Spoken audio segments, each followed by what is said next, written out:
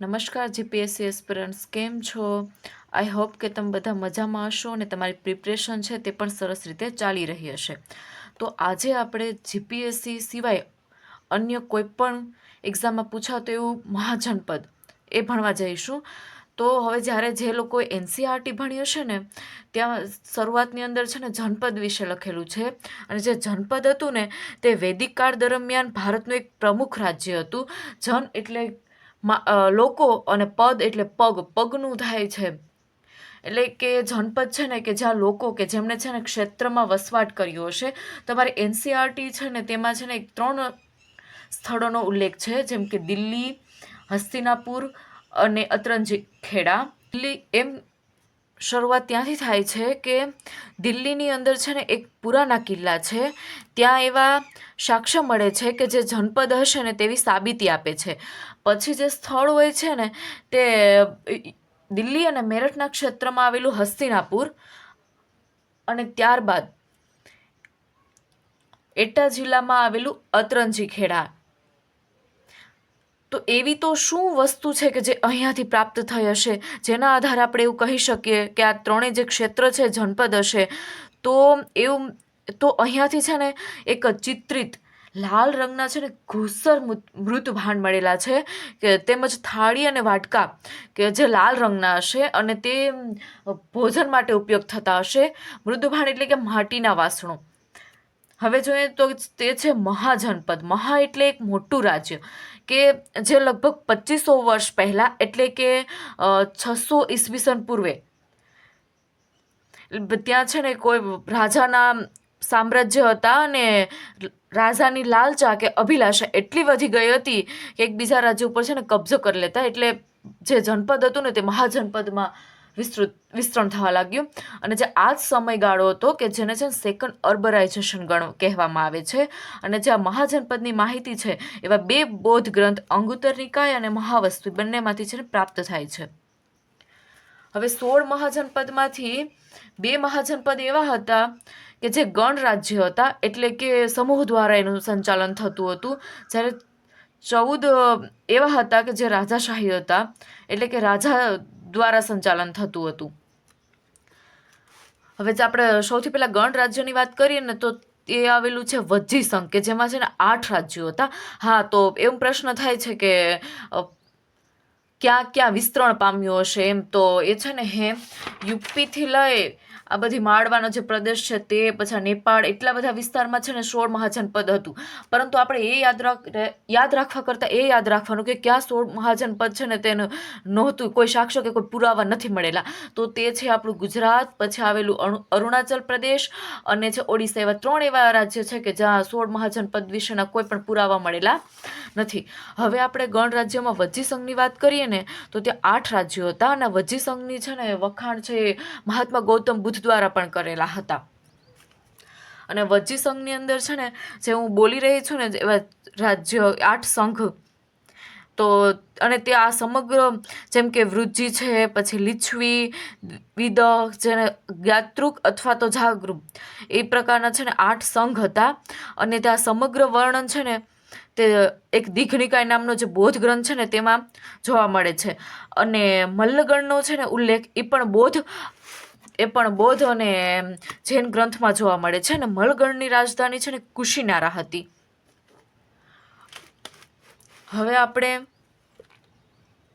એવા ઇમ્પોર્ટન્ટ છે કે જે રાજાશાહી હતા એ છે અવંતી, વત્સ, મગધ, કૌશલ અને એવા ઘણા સ્થળો. એમાંથી સૌથી પહેલાં આપણે અવંતીની વાત કરીએ ને તો અવંતી છે ને હાલના જે માળવા છે ને ત્યાં તેમનો ઉદય થયો હતો. અને અવંતીની છે ને 2 રાજધાની હતી, જે વિંધ્ય પર્વતમાળાને 2 ભાગમાં વિભાજિત કરતી હતી. ઉત્તરી હતી તે ઉજ્જૈન અને દક્ષિણી હતી ને તે મહિષ્મતી. સેકન્ડ છે કૌશલ. કૌશલની વાત કરીએ ને તો તેની રાજધાની છે શ્રાવસ્તી હતી. અને તે હાલ તેનું વર્તમાન ક્ષેત્ર છે ને યુપીનું અવધ આવેલું છે. અને કૌશલની શ્રાવસ્તી અથવા તો શ્રાવસ્તી ન હોય તો કુશાવસ્તી પણ યાદ રાખવાનું. અને આ સ્થળ સાથે છે ને એક સ્ટોરી જોડાયેલી છે કે જે મગધનો એક રાજા હતો બિંબિસાર, જે પરાક્રમિક રાજા હતો, અને તેને જે હર્યક વંશ છે તેનો ઐતિહાસિક સ્થાપક પણ ગણવામાં આવે છે.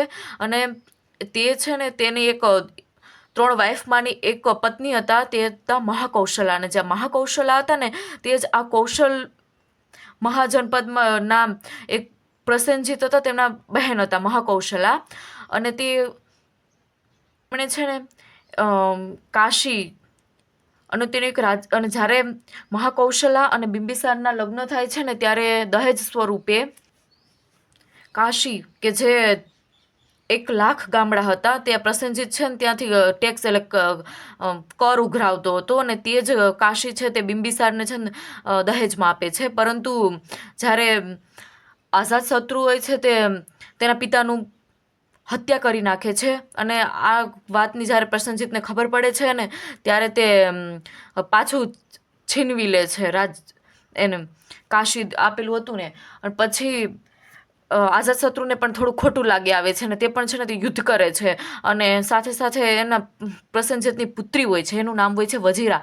એમની સાથે આઝાદ શત્રુના લગ્ન કરાવે છે, અને પછી પાછું કોઈ કાશી છે તેમને આઝાદ શત્રુને સોંપે છે. 16 મહાજનપદમાંનું એવું વત્સ કે જેની રાજધાની છે ને કૌશાંબી હતી, ને ત્યાં હાલ અલ્હાબાદ પ્રદેશની અંદર આવેલું છે. અને જે આ વત્સ છે ને તેને વંશ નામથી પણ ઓળખવામાં આવે છે. અને તે યમુના નદીના તટ ઉપર સ્થિત છે. વત્સ દરમિયાન એક વત્સ છે ને તેને એક રાજા હતો ઉદયન, કે જેને બુદ્ધનો સમકાલીન હતો. અને તેમણે જ છે ને બૌદ્ધ ધર્મને એક રાજકીય ધર્મ બનાવી દીધો હતો. અને એક લેખક અને એક પુસ્તક છે સ્વપ્ન વાસદત્ત, કે જે મહાકવિ ભાસ દ્વારા લખેલું છે. અને આ જે સ્વપ્ન વાસદત્ત છે ને તેમાં જ જે આ વત્સનો જે ઉદયન રાજા હોય છે તે, અને બીજા જે અવંતીના રાજા હતા ચંડ પ્રદ્યોત, એની પુત્રીના છે ને સંબંધ વિશેની વાત કરેલી છે. પરાક્રમી રાજ્ય એવું મગધ સામ્રાજ્ય કે જે એમાં સૌથી પહેલાં તો એમ કે પ્રથમ સ્થાપક છે ને બૃહદત્ત છે. પરંતુ હર્યક વંશની શરૂઆત છે ને તે ઈસવીસન પૂર્વે 544 લઈને 412 દરમિયાન થયેલી હતી. એટલે થોડું ઘણું છે ને આમાં અલગ હોય જ છે, એટલે સાલ વર્ષમાં દરેક પુસ્તકમાં. અને તેને ઐતિહાસિક સ્થાપક તરીકે હર્યક વંશના ઐતિહાસિક સ્થાપક તરીકે બિંબિસાર છે, જે બૌદ્ધ ધર્મનો અનુયાયી હતો. અને બિંબિસાર છે કે જેમની પાસે છે ને એક સ્થાયી સેના હતી, અને તે વૈવાહિક સંબંધોના માધ્યમથી છે સામ્રાજ્યનો વિસ્તાર કરતો હતો. એટલે જ તેણે મહાકૌશલા સાથે લગ્ન કરેલા હતા. અને પછી આવે છે પરાક્રમી રાજા એવો અજાતશત્રુ, કે જેને છે ને કુણિક પણ કહેવામાં આવે છે. કુણિક નામથી પણ જાણીતા છે. અજાતશત્રુ છે ને તે કુણિક નામથી પણ જાણીતા છે. અને એક ભરૂચ, આ એક્ઝામમાં પૂછાય છે આ પ્રશ્ન, કે ભરૂચ સ્તૂપની છે ને એક વેદિકા છે, એની ઉપર અજાતશત્રુને ગૌતમ બુદ્ધની આરાધના કરતા બતાવવામાં આવેલો છે. એક્ઝામમાં ઘણી વખત આ પ્રશ્ન પૂછાઈ ગયો છે. અને જે અજાતશત્રુ હતા ને જે ચેલના અને બિંબિસારના પુત્ર હતા. અને તેમજ તેમણે પ્રથમ બૌદ્ધ સંગતિ પણ અજાતશત્રુના સમયગાળા દરમિયાન જ થયેલી હતી. અને તેણે આ રાજ્યની ફરતે કિલ્લો બાંધી અને રાજ્યની રક્ષા કરવા માટે કિલ્લેબંધી છે ને તે અજાતશત્રુ દ્વારા જ કરવામાં આવેલી હતી. અને જે આ મગધ રાજ્ય હતું ને તે 4 પ્રકાર ત્યાં પહાડીઓથી ઘેરાયેલું હતું. વેભાગીરી, વિપુલગીરી, વરાહગીરી અને વૃષભગીરી.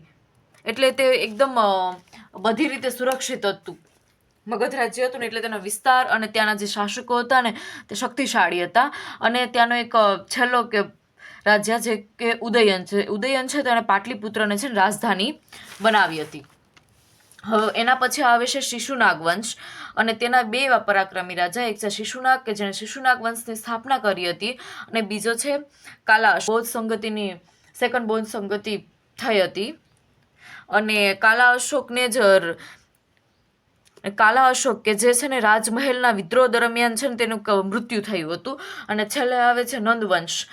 એટલે નંદવંશ છે તેના 2 મહાપદ્મનંદ અને ધનાનંદ, અને ધનાનંદની તો પછી ખબર જ છે કે જે ચાણક્ય દ્વારા તેને અપમાનિત કરવામાં આવે છે, અને પછી ચંદ્રગુપ્ત મૌર્ય દ્વારા તેને હરાવીને મૌર્ય વંશની સ્થાપના કરવામાં આવે છે. હવે પ્રિલિમ્સમાં તો એટલું ઇનફ થઈ પડશે, પણ મેન્સ માટે છે ને થોડુંક વધારે રીડ કરવું પડશે. પ્રિલિમ્સમાં તો થઈ જશે, વાંધો નહીં આવે. જો તમને લેક્ચર છે પસંદ આવે તો વિડીયોને લાઈક કરજો, ચેનલને સબસ્ક્રાઈબ કરજો અને તમારા મિત્રોને શેર કરજો. જય હિન્દ, જય ભારત.